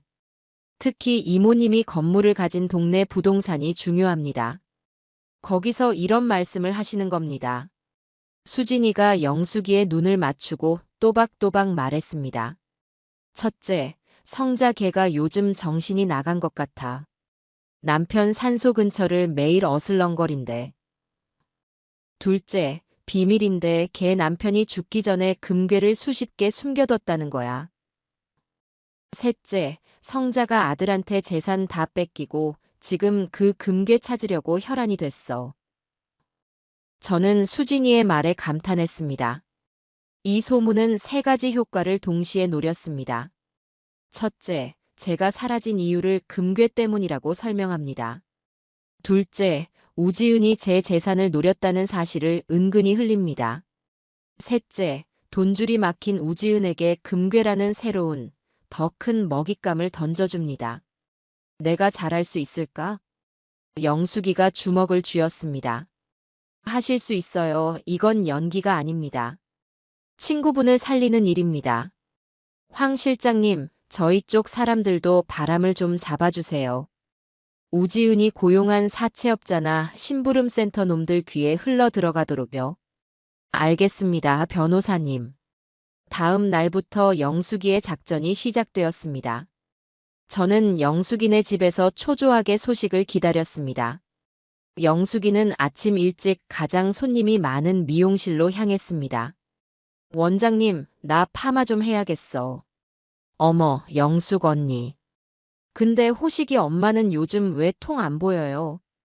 미용실 원장이 기다렸다는 듯이 물었습니다. 영숙이는 목소리를 낮췄습니다. 쉰 말도 마. 걔 요즘 좀 이상해. 이상하다니요? 글쎄, 걔 남편이 죽기 전에 금괴를 좀 숨겨뒀나 봐. 금괴요? 근데 그걸 며느리한테 홀랑 뺏기게 생겼지 뭐야. 아들 사업 망하고 며느리가 재산에 손을 댔나 봐. 그래서 걔가 지금 제정신이 아니야. 그 금괴 찾겠다고 매일 남편 산소 근처를 헤매고 다닌대. 어머, 어머 세상에. 그게 정말이에요? 미용실 안의 모든 귀가 영숙이를 향했습니다. 쉿. 이거 원장님만 알고 있어요. 나중에 걔가 알면 나 죽어. 영숙이는 완벽하게 연기했습니다. 다음은 동네 부동산이었습니다. 저는 그 부동산에 제 상가 건물을 내놓은 적이 있었죠. 사장님 안녕하세요. 아이고 사모님. 오랜만이십니다. 근데 사모님은? 아, 성자 콩 팔러 갔어요. 영숙이가 능청스럽게 말을 받았습니다. 콩이요? 아니, 금콩. 금괴 말이야. 혹시 김 사모님이 상가 내놓는다는 말 없었어요? 아니요, 요즘 통 연락이 없으셔서. 무슨 일 있으십니까? 아들 내외가 속을 썩여서 돈이 급한가 본데. 이상한 소문이 돌더라고. 죽은 남편이 땅에 묻어둔 게 있다나. 에이, 설마요. 요즘 세상에. 나도 몰라. 근데 걔가 요즘 산소 근처 땅을 보러 다닌다는 말은 들었어. 정말입니까? 거긴 개발 제한 구역인데. 부동산 사장의 눈이 번뜩였습니다. 금괴보다 땅에 관심이 생긴 듯 했죠. 하지만 그게 뭐든 상관없었습니다. 소문은 퍼지기 시작했습니다. 그날 저녁 황 실장에게서 연락이 왔습니다. 물었습니다. 수진이의 사무실에서 스피커폰으로 황 실장의 보고를 받았습니다. 우지은이 오늘 오후 남편분 산소 근처 부동산 몇 군데를 들렀습니다. 지적도까지 떼어봤더군요. 그리고 저희가 감시 중인 그 마음을 치유센터 원장, 백 원장이라는 자와 급하게 만났습니다. 저는 숨을 죽였습니다. 저희가 두 사람의 대화를 녹음했습니다. 수진이가 재생 버튼을 눌렀습니다. 지직거리는 소리와 함께 우지은의 목소리가 들렸습니다. 백 원장, 그 노인네가 숨겨둔 게 있었어. 숨겨둔 거라니 신탁으로 묶인 거 말고 또. 백 원장이라는 자의 목소리는 교활하게 들렸습니다. 금괴야. 그 노인네가 땅에 묻어뒀대. 그걸 당신이 어떻게 알아? 확실한 정보야. 소문이 쫙 깔렸어. 부동산 사장이 그러더군. 김성자가 요즘 산에서 제정신이 아닌 여자처럼 다닌다고. 그 노인네 내 문자에 답도 안 해. 돈줄이 막혔는데도. 그건 분명 다른 돈줄이 생겼다는 뜻이야. 그게 그 금괴야. 그래서 그게 사실인지 아닌지 어떻게 알아? 사실이어야지. 사실이 아니어도 사실로 만들어야 해. 김성자 그 노인네가 찾기 전에 우리가 먼저 찾아야 해. 그럼 그 금괴는 우리 몫인가? 당연하지. 김호식 그 어리석은 사람 몫은 없어. 당신이랑 나랑 정확히 반으로 나누는 거야. 녹음이 끝났습니다. 저는 치밀어 오르는 분노를 참았습니다. 김호식 그 어리석은 사람이라니. 제 아들을 저렇게 부르고 있었습니다. 이모 됐습니다. 수진이가 제 손을 잡았습니다. 놈들이 미끼를 물었어요. 그것도 아주 세게요. 이제 호식이를 구할 수 있는 거니? 아직입니다, 이모. 이제 놈들 사이에 균열을 만들 차례입니다. 이 탐욕스러운 두 마리 짐승을 서로 싸우게 만들어야죠. 수진이의 계획은 한치의 오차도 없었습니다. 황 실장님, 그 백 원장이라는 자. 뒷조사는 끝나셨습니까? 네, 변호사님. 의사 면허는 당연히 가짜입니다. 사기 전과 사범에 불법적인 약 유통 혐의도 있습니다. 우지은과는 아주 오래전부터 한패였더군요. 박민석 건에도 이자가 깊이 개입했습니다. 박민석을 폐인으로 만든 위험한 약을 공급한 게 바로 백 원장입니다. 그 말을 듣는 순간 호식이의 얼굴이 떠올라 피가 거꾸로 솟았습니다. 탐욕스럽고 의심 많은 전형적인 사기꾼입니다. 그럼 더 쉽죠. 수진이가 차갑게 말했습니다. 놈들은 지금 금괴 생각에 눈이 멀었습니다. 우지은은 백 원장을 이용해 금괴를 찾고 모든 죄를 뒤집어 씌울 생각일 겁니다. 백 원장도 마찬가지겠죠. 우리는 그 의심에 불을 붙이기만 하면 됩니다. 어떻게요? 백 원장에게 익명의 조력자가 접촉할 겁니다. 수진이는 황 실장에게 눈짓했습니다. 황 실장은 곧바로 사무실을 나가 대포폰을 이용해 백 원장에게 전화를 걸었습니다. 물론 저희는 스피커폰으로 모든 것을 듣고 있었습니다. 백 원장은 전화를 받지 않았습니다. 황 실장이 문자를 보냈습니다. 우지은에게 뒤통수 맞기 싫으면 전화 받아. 박민석처럼 되고 싶지 않으면. 1분도 되지 않아 백 원장에게서 전화가 걸려왔습니다. 누구요 당신? 백 원장의 목소리는 잔뜩 경계하고 있었습니다. 황 실장이 음성을 변조해 낮게 말했습니다. 우지은이 금괴를 찾으면 당신한테 나눠줄 것 같아. 무슨 금괴? 난 몰라. 시치미 떼지 마. 당신, 박민석은 어떻게 처리했는지 잊었어. 그 여자 원래 파트너 뒤통수 치는 게 전문이잖아. 당신은 꼬리 자르기 당할 거야. 모든 죄를 뒤집어 쓰고. 수화기 너머로 백 원장의 거친 숨소리가 들렸습니다. 당신 도대체 뭘 하는 거야? 당신 목적이 뭐야? 돈이야? 목적은 당신이랑 같아. 우지은이 망하는 거지. 하나만 알려주지. 김성자, 그 할머니 지금 산소 근처에 사람 풀었어. 뭐라고? 그 노인네가. 우지은은 당신더러 호식이나 잘 지키라고 하고 혼자 금괴 먹으러 갈걸. 그 여자가 지금 부동산 업자 끼고 땅 파볼 준비하고 있거든. 잘 생각해, 백 원장. 당신 몫은 없을 거야. 황 실장은 그 말만 남기고 전화를 끊었습니다. 됐습니다. 의심의 씨앗은 뿌려졌습니다. 수진이가 말했습니다. 이제 놈들이 어떻게 나오는지 지켜보죠. 황 실장의 감시팀은 센터와 우지은의 차에 모든 감청 장비를 설치해둔 상태였습니다. 아니나 다를까 30분도 되지 않아 우지은이 센터로 향했습니다. 백 원장이 부른 것이 틀림없었죠. 우리는 우지은의 차 안에서 벌어지는 대화를 실시간으로 들었습니다. 백 원장이 차에 타자마자 고성이 터졌습니다. 우지은, 당신 지금 나 속이고 있는 거 아니야?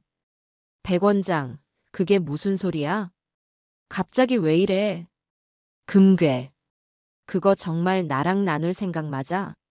아니면 나 여기 처박아 두고 혼자 꿀꺽할 생각이야?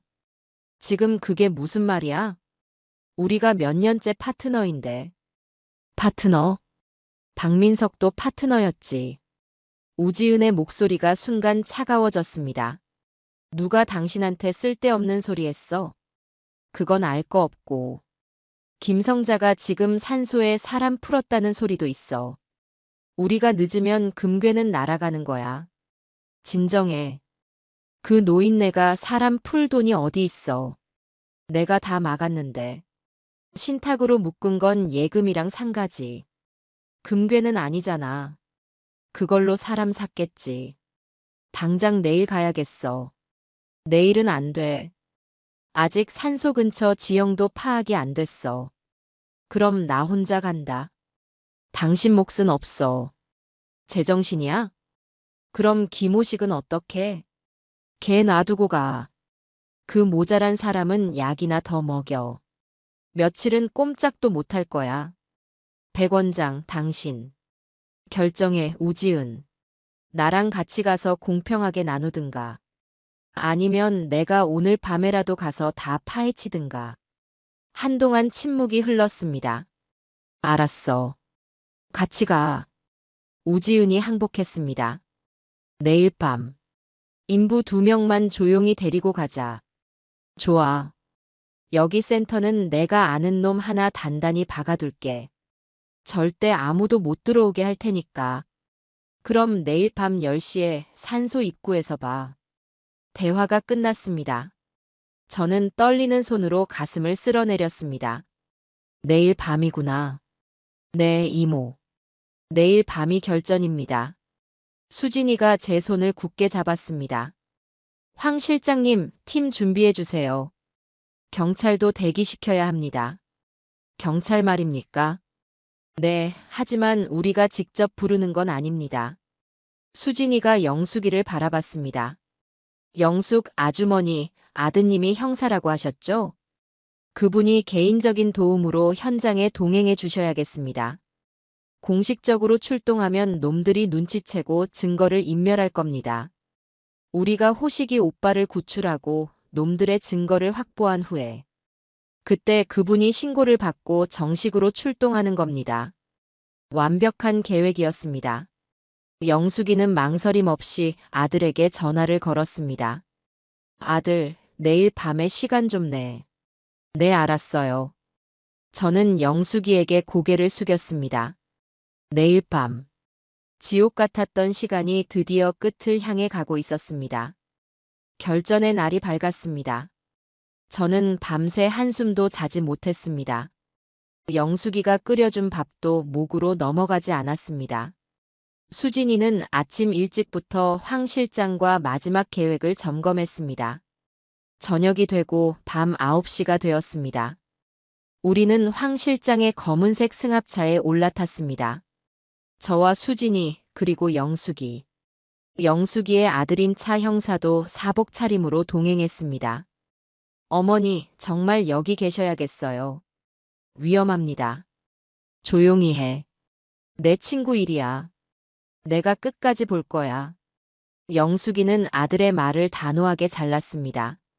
차 형사, 와줘서 정말 고마워요. 일단은 민간인 신분으로 돕는 겁니다. 현장이 확인되면 그땐 즉시 지원 요청하겠습니다. 차 형사의 눈빛은 어머니를 닮아 굳건했습니다. 황 실장의 팀은 2개조로 나뉘었습니다. 한 팀은 저의 남편 산소 근처에 매복했습니다. 금괴를 찾으러 오는 우지은 일당을 덮칠 준비를 마쳤죠. 그리고 저희가 탄 차는 마음을 치유센터로 향했습니다. 센터에서 조금 떨어진 언덕 위, 어둠 속에 차를 세웠습니다.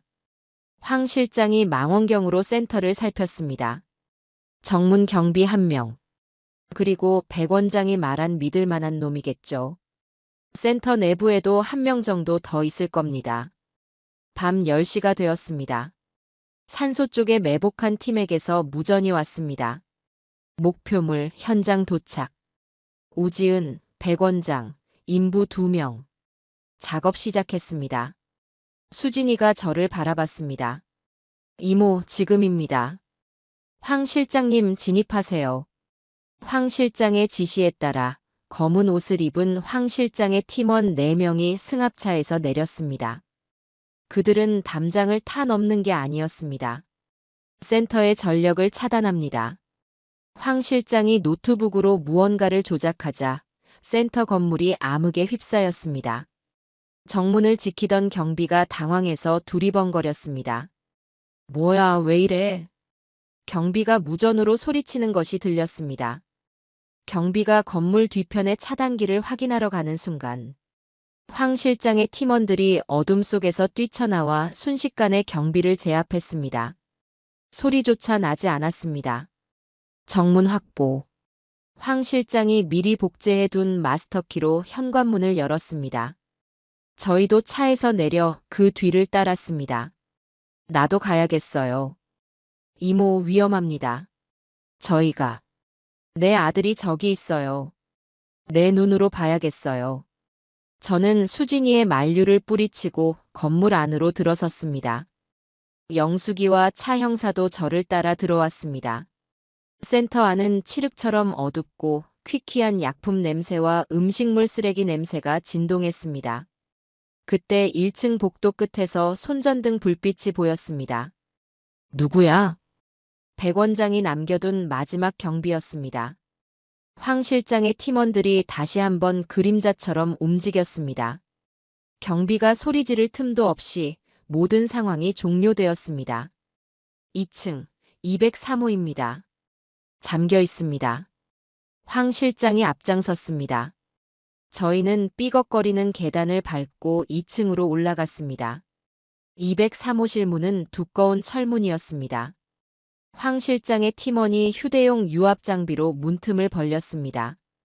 끼익 하는 쇳소리와 함께 문이 열렸습니다. 저는 그들을 밀치고 방 안으로 뛰어들어갔습니다. 방은 지독한 냄새로 가득했습니다. 창문도 없는 독방이었습니다. 구석에 더러운 매트리스 위에 제 아들 호식이가 누워 있었습니다. 호식아. 저는 무너지는 가슴을 부여잡고 아들에게 달려갔습니다. 아들은 앙상하게 마른 채 넋이 나간 눈으로 허공을 보고 있었습니다. 엄마. 저를 알아보는 듯 했습니다. 호식아, 엄마야. 정신 차려. 엄마가 왔어. 제가 아들을 끌어안았습니다. 아들은 초점 없는 눈으로 저를 보더니 희미하게 말했습니다. 엄마 도망쳤어요? 그래, 엄마 도망쳤어. 너 구하러 왔어.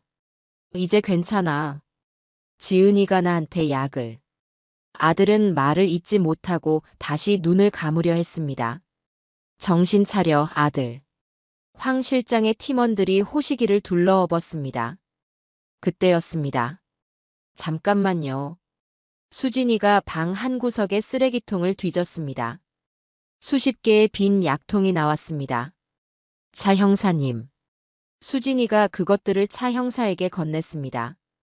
차 형사의 얼굴이 굳었습니다. 이거 금지된 약입니다. 이 정도 양이면 단순 투약이 아닙니다. 명백한 범죄 증거입니다. 차 형사는 곧바로 휴대전화를 꺼내 정식으로 신고했습니다. 사람이 갇혀 있다. 경기도 마음을 치유센터. 즉시 지원 바람. 수진이는 백 원장의 사무실로 향했습니다. 금괴를 찾으러 가느라 급했는지 금고 문이 열려 있었습니다.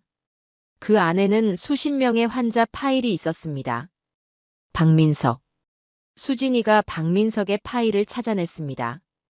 그리고 제 아들 김호식의 파일도 있었습니다. 모두 중증 정신질환으로 조작된 진료 기록이었습니다. 모두 증거입니다. 챙기세요. 황 실장의 팀원들이 증거 자료를 쓸어 담았습니다. 우리는 호시기를 업고 건물 밖으로 나왔습니다. 차가운 밤 공기를 들이마시자 그제야 살 것 같았습니다. 멀리서 경찰 사이렌 소리가 요란하게 울리기 시작했습니다. 이모, 빨리 차에 타세요. 호시기는 병원으로 가야 합니다. 저는 아들의 손을 꼭 잡았습니다. 아들은 여전히 의식이 흐릿했지만 제 손을 마주 잡는 힘이 느껴졌습니다. 수진아, 고맙다. 정말 고맙다. 아직 안 끝났습니다, 이모. 수진이가 운전석에 앉은 황 실장에게 말했습니다. 산소 쪽으로 가주세요. 지금 가면 위험하지 않을까요? 황 실장이 백미러로 저를 살폈습니다. 아닙니다. 놈들은 지금 무덤을 파느라 정신이 없을 겁니다. 이모, 괜찮으시겠어요? 수진이가 제 손을 잡았습니다. 저는 뒷좌석에 쓰러져 있는 아들의 마른 손을 쥐었습니다. 아직 온기가 남아 있었어요. 가야지, 가야 해. 내 아들을 이렇게 만든 것들. 자기들이 판 구덩이에 스스로 묻히는 걸 내 눈으로 봐야겠다. 제 목소리는 분노로 떨리기보다 차갑게 가라앉았습니다. 영숙이가 제 어깨를 말없이 두드려 주었습니다. 영숙이의 아들 차 형사는 뒷좌석에서 계속 본청과 무전을 주고받았습니다. 네, 현장 확보했습니다. 피해자 1명 확보, 병원 이송 필요합니다. 용의자들은 다른 장소에 있습니다. 살림법 위반 현장입니다. 네, 그쪽으로 인력 지원 요청합니다. 승합차는 어둠을 뚫고 다시 남편의 산소가 있는 곳으로 향했습니다. 차가 산 입구에 멈춰 섰습니다. 산소 쪽에 먼저 가 있던 황 실장의 팀원들에게서 무전이 왔습니다. 목표물 현장 도착. 우지은, 백원장, 인부 2명. 작업 시작했습니다. 우리도 올라갑니다. 황 실장과 팀원 2명이 먼저 차에서 내려 어둠 속으로 사라졌습니다. 수진이가 저를 부축했습니다. 이모, 호식이는 차 형사님이랑 영숙 이모님이 돌보실 거예요. 저랑 같이 가시죠. 그래. 저와 수진이는 천천히 산길을 올랐습니다. 차가운 밤 공기가 폐부 깊숙이 들어왔습니다. 맨발로 도망치던 그날 밤과는 모든 것이 달랐습니다. 그때는 도망쳤지만 지금은 심판하러 가는 길이었습니다. 산 중턱에 다다르자 저 멀리 숲속에서 희미한 불빛이 새어나왔습니다. 그리고 거친 숨소리와 함께 흙 파는 소리가 들려왔습니다. 서걱, 서걱퍽. 가까이 다가가자 놈들의 목소리가 들리기 시작했습니다.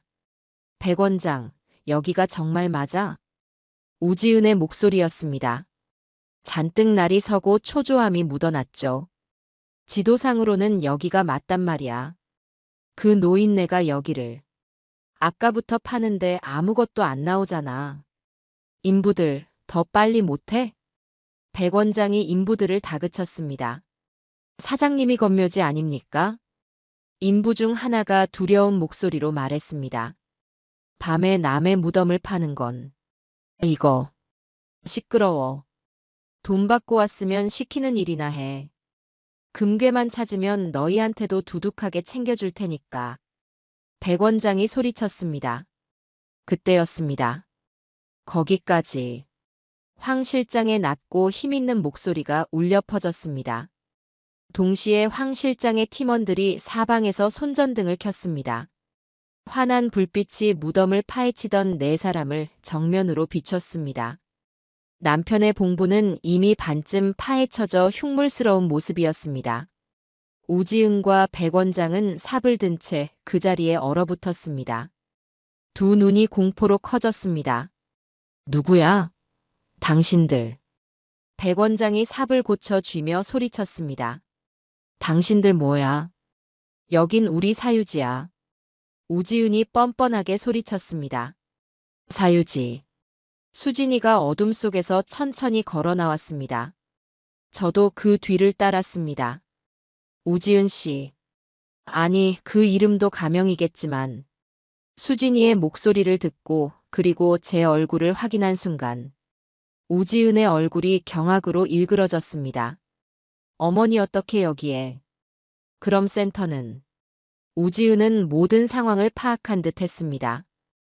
얼굴이 하얗게 질려 뒷걸음질 쳤습니다. 내 무덤이다가 애미야. 제가 조용히 말했습니다. 너가 금괴를 찾던 여기가 바로 너가 묻힐 곳이야. 말도 안 돼.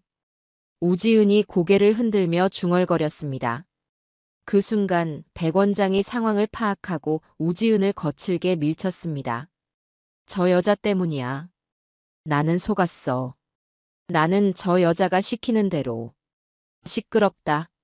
황 실장의 팀원들이 순식간에 백 원장과 인부들을 제압했습니다. 우지은은 완전히 넋이 나간 사람처럼 그 자리에 주저앉았습니다. 내가 왜? 다 끝났는데. 김호식. 그 어리석은 사람만 처리하면 다 내 거였는데. 그때 산 아래쪽에서 더 많은 불빛이 올라왔습니다. 차 형사가 부른 경찰들이었습니다. 현행범으로 체포합니다. 경찰들이 우지은과 백 원장에게 수갑을 채웠습니다. 우지은은 그제야 정신이 든 듯 발악하기 시작했습니다. 이거 놔. 이거 놓으라고. 내가 뭘 잘못했는데. 백 원장. 이 배신자. 너 때문이야. 너가 그 금괴 소리에 눈이 멀어서. 너가. 우지은이 백 원장에게 달려들려 했습니다. 경찰들이 그녀를 거칠게 제압했습니다. 백 원장은 모든 것을 포기한 듯 고개를 숙였습니다. 그러더니 저를 쳐다보며 말했습니다. 김성자 씨. 저 여자가 다 시켰습니다. 나는 그냥 저 여자가 시키는 대로 했을 뿐입니다. 저 여자가 당신 아들 그렇게 만들라고 했습니다. 약을 주라고. 평생 정신 못 차리게 하라고. 저 여자가 박민석이도. 닥쳐. 닥치라고 이 배신자야. 우지은이 악을 썼습니다. 차 형사가 그들의 입을 막았습니다. 모든 얘기는 서에 가서 하십시오. 당신들은 살림법 위반, 특수절도 미수 혐의가 추가됐습니다. 센터에서 벌인 일까지. 평생 감옥에서 나올 생각은 마십시오. 우지은이 수갑을 찬 채 경찰들에게 끌려 내려갔습니다. 저를 지나치던 순간 그녀가 제게 마지막 발악을 했습니다. 김성자 당신. 호식이가 어떻게 됐는지 알아. 그 인간 당신이 훔친 인감으로 당신 상가 넘겼어. 그 인간도 공범이야. 당신 아들도 똑같은 범죄자라고. 당신만 무사할 것 같아. 저는 며느리의 일그러진 얼굴을 조용히 바라봤습니다. 알고 있다. 그래서 내 아들도 죗값을 치를 거다. 하지만 너는 네가 지은 죄의 만배, 억만 배를 돌려받게 될 거야. 제 말에 우지은의 눈이 절망으로 흔들렸습니다. 경찰들이 놈들을 모두 데리고 산을 내려갔습니다. 시끄럽던 산속에 다시 정적이 찾아왔습니다. 저와 수진이는 파헤쳐진 남편의 무덤 앞에 섰습니다. 여보 미안해요. 당신 잠든 곳까지. 저 더러운 것들 때문에 훼손됐네요. 눈물이 왈칵 쏟아졌습니다. 수진이가 제 등을 쓸어주었습니다. 이모부도 이해하실 거예요. 이모, 우리가 이겼어요. 완벽하게요. 그래, 이겼구나. 저는 흙이 묻은 손으로 봉분을 어루만졌습니다. 이제 호식이한테 가자. 아들을 병원으로 데려가야 했습니다. 모든 것이 끝났지만 또 다른 시작이었습니다. 호식이는 곧바로 대학병원 응급실로 이송되었습니다. 저와 영숙이는 초조하게 응급실 밖에서 기다렸습니다. 수진이는 차 형사와 함께 경찰서로 가서 진술서를 작성해야 했습니다. 한참 만에 의사가 지친 얼굴로 나왔습니다. 보호자분. 네, 접니다. 우리 아들 어떤가요? 일단 급한 고비는 넘겼습니다. 하지만 상태가 좋지 않습니다. 의사는 말을 조심스럽게 골랐습니다. 살 수는 있는 거죠? 생명에는 지장이 없습니다. 하지만 본인의 의지가 중요합니다. 긴 과정이 될 겁니다. 저는 휘청거리는 몸을 겨우 가누었습니다. 영숙이가 저를 부축했습니다. 성자야 괜찮아. 호식이 쟤가 어떤 애인데. 금방 털고 일어날 거야. 저는 말없이 고개만 끄덕였습니다. 중환자실 유리창 너머로 호식이가 보였습니다. 링거를 주렁주렁 매달고 텅 빈 눈으로 천장만 바라보고 있었습니다. 제가 알던 아들의 모습이 아니었습니다. 며칠이 지났습니다. 저는 병원 간이 침대에서 쪽잠을 자며 아들 곁을 지켰습니다. 수진이가 매일같이 병원으로 와서 상황을 전해주었습니다. 이모, 놈들 다 자백했습니다. 백 원장은 감형받으려고 자기가 아는 걸 전부 불었습니다. 우지은 그 여자, 본명은 물론이고 신원 자체가 조작된 것이었습니다. 이름만 3번을 바꿨더군요. 전문적인 사기 조직의 일원이었습니다. 지금 검찰에서 윗선까지 전부 수사하고 있습니다. 그래. 그리고 박민석 씨 어머니, 윤 씨 할머니요. 저희가 더 좋은 병원으로 옮겨드렸습니다. 이모님 덕분에 아들 사건을 다시 수사할 수 있게 됐다고 고맙다고 전해달라셨어요. 다행이다. 그분이라도 다행이야. 이모, 그리고 호식 오빠 건 말인데요. 수진이가 조심스럽게 말을 꺼냈습니다. 우지은이 경찰에서 계속 주장하고 있습니다. 김호식 씨도 공범이라고요. 상가 담보 서류에 직접 도장 찍었다고요. 사실이다. 네. 호식이가 제정신일 때 저한테 고백했어요. 자기 인감 훔친 거 자기라고. 수진이는 제 말을 묵묵히 들었습니다.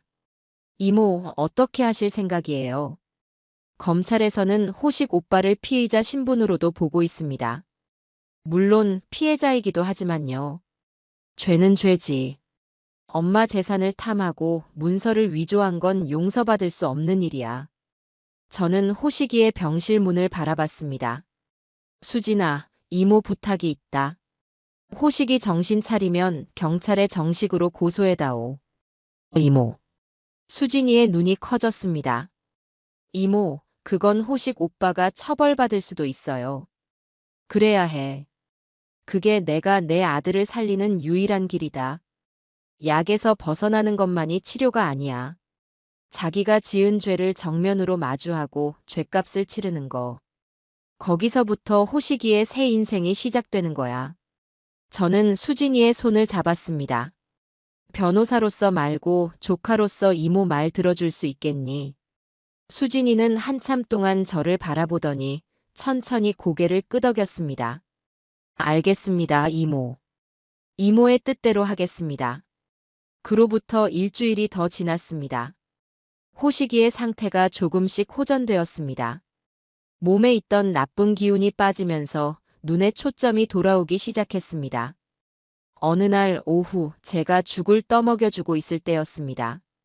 호식이가 제 손을 잡았습니다. 엄마, 왜 그러냐? 더 먹어라. 엄마.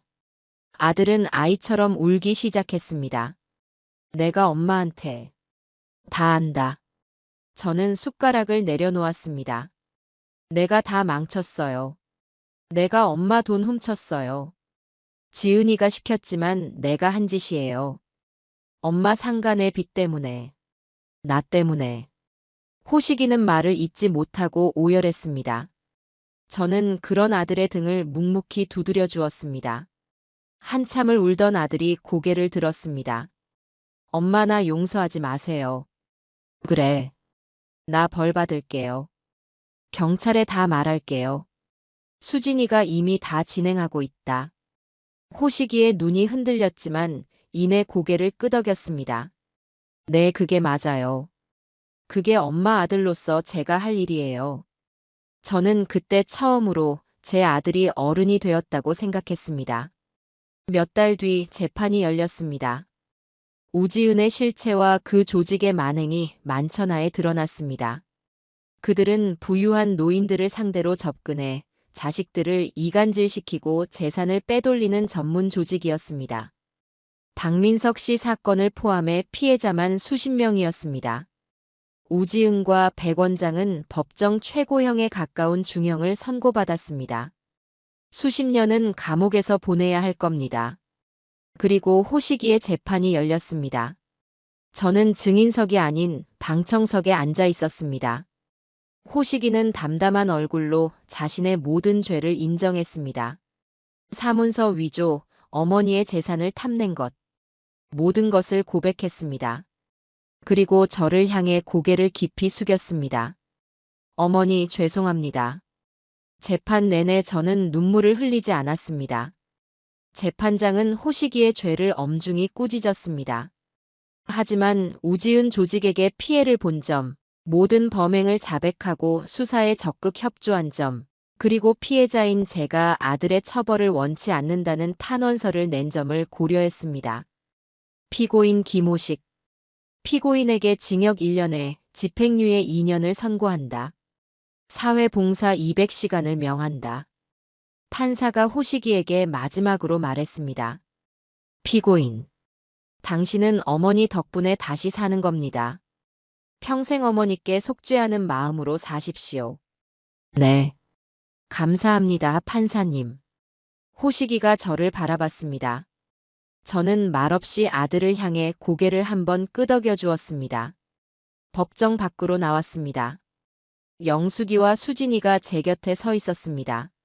모든 것이, 정말로 모든 것이 끝났습니다. 재판이 끝나고 계절이 2번 바뀌었습니다. 저는 그 집을 처분했습니다. 지은이와 살았던 그 집, 맨발로 도망쳐 나왔던 그 집에 다시 들어갈 수 없었습니다. 그곳의 모든 물건이 저에게 아픈 기억을 떠올리게 했습니다. 저는 영숙이네 아파트 바로 옆동, 작은 평수로 이사했습니다. 오래된 물건들을 대부분 버리고 나니 오히려 마음이 가벼워졌습니다. 새 집에 짐을 푸는 날, 영숙이가 팥 시루떡을 쪄와서는 집안 곳곳에 놓았습니다. 성자야, 이제 정말 다 끝났다. 여기서는 좋은 일만 있을 거야. 내가 보증해. 영숙이가 제 손을 덥석 잡았습니다. 저는 그 따뜻한 온기에 그만 눈시울이 붉어졌습니다. 고맙다, 영숙아. 너 없었으면 난. 그런 소리 하지도 마. 우린 친구잖아. 앞으로 100년은 더 내 옆에서 귀찮게 굴어야지. 영숙이의 너스레에 저는 그만 웃음을 터뜨렸습니다. 며칠 뒤 조카 수진이가 새 집으로 저를 찾아왔습니다. 과일 바구니를 들고 온 모습이 꼭 딸 같았습니다. 이모, 집이 아담하고 볕이 잘 들어서 참 좋네요. 그래, 영숙이도 가깝고 마음이 편하다. 그동안 너가 정말 고생 많았다, 수진아. 무슨 말씀을요? 제 일인걸요. 수진이가 서류 가방에서 문서를 꺼냈습니다. 이모, 이제 모든 일이 끝났으니까요. 은행에 맡기셨던 신탁 해지하셔도 될 것 같아요. 재산은 다시 이모님 명의로 돌려놓는 게. 저는 수진이의 말을 가로막았습니다. 아니다, 수진아. 그냥 이대로 두자. 네. 수진이가 조금 놀란 눈으로 저를 바라봤습니다. 이모, 이제 우지은 일당은 다 잡혔어요. 이모님 재산 노릴 사람 없어요. 알아. 하지만 이건 이제 놈들을 막기 위한 게 아니야. 저는 창밖을 바라보며 조용히 말했습니다. 이건 나를 지키는 방패이기도 하지만 호식이를 지키는 울타리이기도 해. 그 애가 또다시 어리석은 마음을 먹지 않도록 제 발로 단단히 설 때까지는 이 돈에 기댈 생각을 못하게 해야지.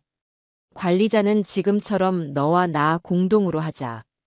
이모가 나중에 정말 판단이 흐려지는 날이 오더라도 그때는 너가 나 대신 이 재산을 지켜다오. 제 말에 수진이는 한참 동안 말이 없었습니다. 이윽고 수진이가 제 손을 잡았습니다. 이모는 정말 지혜로우신 분이에요. 알겠습니다.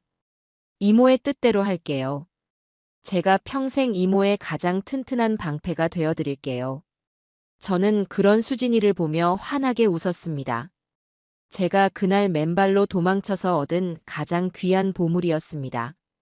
호식이는 병원에서 퇴원한 뒤 법원에서 지정한 치료센터를 꾸준히 다녔습니다. 몸에 있던 나쁜 기운들을 씻어내는 과정은 고통스러워 보였습니다. 집행유예 기간 동안 사회봉사 명령도 성실하게 이행했습니다. 어느 날 호식이가 저를 찾아왔습니다. 병실에서 봤을 때보다 얼굴에 살이 오르고 혈색이 돌아왔습니다. 하지만 여전히 제 눈을 잘 마주치지 못했죠. 엄마, 앉아라. 밥은 먹었니? 네, 먹었어요. 호식이는 한참을 쭈뼛거리더니 어렵게 입을 열었습니다. 저 일 구했어요. 무슨 일? 뜻밖의 말이었습니다. 네, 동네에 새로 생긴 식당인데 주방 보조로 들어가기로 했어요. 설거지도 하고 재료도 다듬고요. 그래, 잘 생각했다. 저는 애써 담담하게 말했습니다. 몸은 고되겠지만 마음은 편할 거다. 네, 알고 있어요. 열심히 해라. 땀 흘려버는 돈이 얼마나 귀한지 이제라도 알아야지. 네, 엄마. 정말 열심히 할게요. 호식이는 제게 처음으로 허리를 깊이 숙여 인사하고 돌아갔습니다. 저는 그 뒷모습을 한참 동안 바라보았습니다. 한 달이 지났습니다. 호식이가 저녁 늦게 저를 다시 찾아왔습니다. 일이 고된지 잔뜩 지친 얼굴이었지만 눈빛만은 또렷했습니다. 호식이는 제 앞에 서더니 주머니에서 꼬깃꼬깃한 봉투 하나를 꺼냈습니다. 엄마, 이게 뭐냐? 첫 월급이에요. 아들은 제 앞에 봉투를 내밀었습니다. 엄마, 이걸로 엄마 빚 갚을게요. 평생 갚아도 다 못 갚겠지만 오늘부터 다시 시작할게요. 저는 그 봉투를 받지 않았습니다. 됐다. 그 돈으로 너 맛있는 거나 사 먹어라. 아니에요, 엄마. 제발 받아주세요. 호식이의 목소리가 떨리기 시작했습니다. 이건 제가 엄마한테 드리는 제 첫 속죄예요. 이거 안 받으시면 저는 평생. 아들은 제 손에 봉투를 굳이 쥐어주고는 고개를 돌렸습니다. 눈물을 참고 있었습니다. 저는 그 봉투를 받아들었습니다. 알겠다. 이 돈 엄마가 아주 귀하게 쓸게. 고맙다, 아들. 일하느라 고생했다. 제 말에 호식이는 그 자리에 주저앉아 어린아이처럼 엉엉 울었습니다. 저는 그런 아들의 등을 말없이 두드려 주었습니다. 그 봉투 안에 든 돈이 얼마이든 제게는 세상에서 가장 귀하고 무거운 돈이었습니다. 다시 남편의 기일이 돌아왔습니다. 작년의 그날과는 모든 것이 다른 따뜻한 봄볕이 내리쬐는 날이었습니다. 저는 더 이상 혼자가 아니었습니다. 영숙이가 한쪽 팔짱을 끼고 제잘거렸습니다. 날씨 한번 진짜 좋다. 호식이 아버지가 복이 많네. 수진이가 무거운 짐을 나눠들었습니다. 이모, 제가 음료수 챙겼어요. 이따 다 같이 드세요. 그리고 호식이가 제 뒤를 묵묵히 따랐습니다. 손에는 예초기와 깨끗한 돗자리가 들려 있었습니다.